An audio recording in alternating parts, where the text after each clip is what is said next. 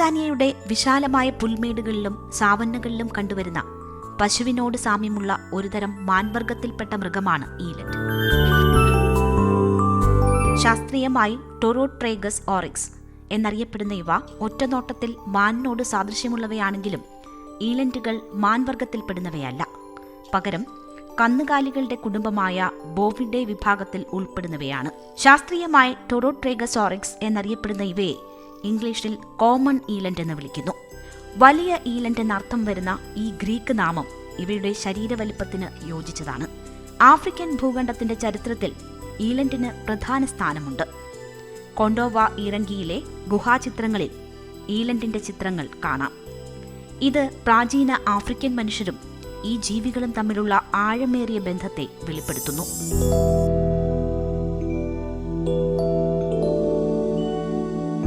ഈലന്റുകൾ ആന്റിലോപ്പുകളിൽ വെച്ച് ഏറ്റവും വലിയവയാണ്. എന്നാൽ വേഗതയിൽ മറ്റ് ആന്റിലോപ്പുകളെപ്പോലെ മികവ് പുലർത്തുന്നവയല്ല. ഇവയുടെ കൊമ്പുകൾ മാനുകളുടേതുപോലെ ശാഖകളായി പിരിയുന്നവയോ വർഷം തോറും പൊഴിയുന്നവയോ അല്ല. പകരം തിരിഞ്ഞു കയറിയ ശക്തമായ കൊമ്പുകളാണ് ഇവയ്ക്കുള്ളത്. ഇന്ത്യയിൽ കാണപ്പെടുന്ന നീൽഗായ്ക്ക് സമാനമായി ഈലന്റുകളും ആന്റിലോപ്പ് കുടുംബത്തിലെ ഭീമന്മാരാണ്. ആണീലന്റുകൾക്ക് ഏകദേശം 1.6 മീറ്റർ ഉയരവും 600 മുതൽ 700 കിലോഗ്രാം ഭാരവുമുണ്ടാകും. അതേസമയം പെണ്ണീലന്റുകൾ 1.4 മീറ്റർ ഉയരവും 350 മുതൽ 450 കിലോഗ്രാം ഭാരമുള്ളവയുമാണ്. ഇവയുടെ ശരീരത്തിൽ നേർത്ത വെളുത്ത വരകൾ കാണാം. പ്രായമാകുമ്പോൾ രോമങ്ങൾ കറുപ്പ് നിറത്തിലേക്ക് മാറുന്നു. ആണീലന്റുകളുടെ കഴുത്തിന് താഴെ നീണ്ട കറുത്ത രോമങ്ങൾ തൂങ്ങിക്കിടക്കുന്നത് ഒരു വിശേഷണമാണ്.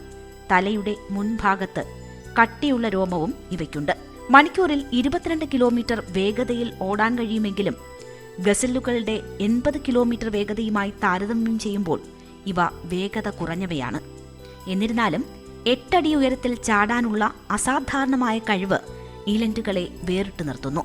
ആൺ പെൺ ഈലന്റുകൾക്ക് ഒരുപോലെ കൊമ്പുകളുണ്ട്. പക്ഷേ പെണ്ണീലന്റുകളുടെ കൊമ്പുകൾ കൂടുതൽ നേർത്തതും നീളമുള്ളതുമാണ്.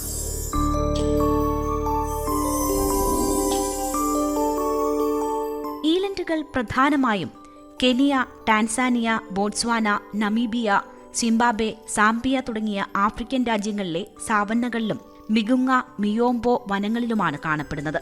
സസ്യാഹാരികളായ ഇവ പുല്ലുകൾ, ഇലകൾ, കുറ്റിച്ചെടികൾ എന്നിവ ഭക്ഷിക്കുന്നു.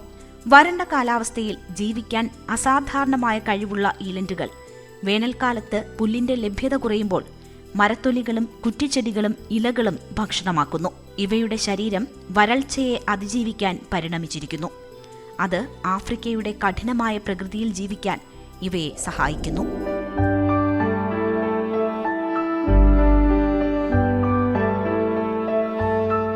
ഈലന്റുകളുടെ സാമൂഹിക ഘടന മറ്റ് ആന്റിലോപ്പുകളിൽ നിന്ന് വ്യത്യസ്തമാണ്. ആൺ ഈലന്റുകൾ ഒറ്റയ്ക്ക് ജീവിക്കുകയും ഇണചേരലിനോ കുഞ്ഞുങ്ങളെ വളർത്തുന്നതിനോ മാത്രം പെണ്ണീലന്റുകളുടെ കൂട്ടത്തിൽ ചേരുകയും ചെയ്യുന്നു. പെണ്ണീലന്റുകൾ വരണ്ട കാലത്ത് ഭക്ഷണവും വെള്ളവും തേടി കുഞ്ഞുങ്ങളോടൊപ്പം ദൂരങ്ങളിൽ സഞ്ചരിക്കുന്നു.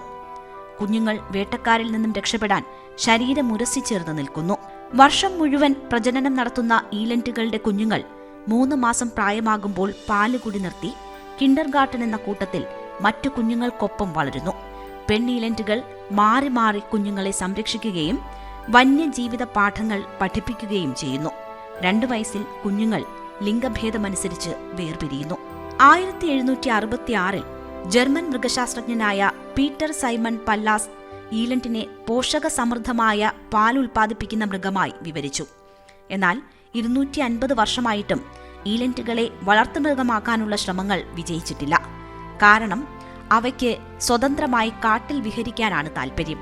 അവയുടെ തോൽ ഷൂ, കാർ സീറ്റ് വ്യവസായങ്ങൾക്ക് ഉപയോഗിക്കാമെന്ന് കരുതിയെങ്കിലും ഇടുങ്ങിയ സ്ഥലങ്ങളിൽ ജീവിക്കാനുള്ള അവയുടെ വിമുഖത ഇതിന് തടസ്സമായി. ഈലന്റുകൾ വംശനാശ ഭീഷണി നേരിടുന്നു. IUCN കണക്കനുസരിച്ച് 91 ആന്റിലോപ്പ് ഇനങ്ങളിൽ 25 എണ്ണം ഭീഷണിയിലാണ്.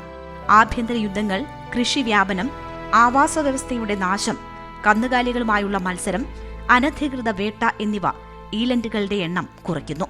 ടാൻസാനിയയിലെ മെസാഞ്ചസി റിസർവ് ഫോറസ്റ്റിൽ ഈലന്റുകൾ ധാരാളമുണ്ട്. മുവേര, വയോവോ, മക്കുവ വിഭാഗങ്ങൾ ഈലന്റിനെ പവിത്രമായി കരുതുന്നു. വേട്ടയാടുന്നതിന് മുൻപ് ചടങ്ങുകൾ നടത്തുകയും സ്വയം ശുദ്ധീകരിക്കുകയും വേണം. ഈലന്റിന്റെ ഡ്യൂലാപ്പ് എന്ന ചർമ്മത്തിൽ കടന്നലുകൾ കൂടുകൂട്ടുന്നത് പ്രകൃതി ശക്തികളുടെ സംരക്ഷണമായി കാണുന്നു. സെറൻഗെറ്റിയിലെ ബെഗിസു വിഭാഗവും ഈലന്റിനെ ആദരിക്കുന്നു. ഗർഭിണിയോ പാലൂട്ടുന്നതോ ആയ ഈലന്റിനെ വേട്ടയാടരുതെന്ന് വിശ്വസിക്കുന്നു.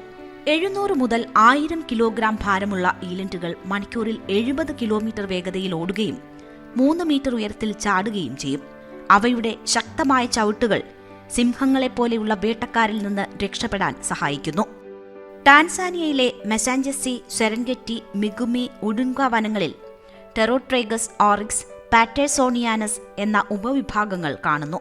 ഈലന്റുകളും മനുഷ്യരും തമ്മിലുള്ള ആഴമായ ബന്ധം പ്രാദേശിക വിശ്വാസങ്ങളിലൂടെ വ്യക്തമാകുന്നു.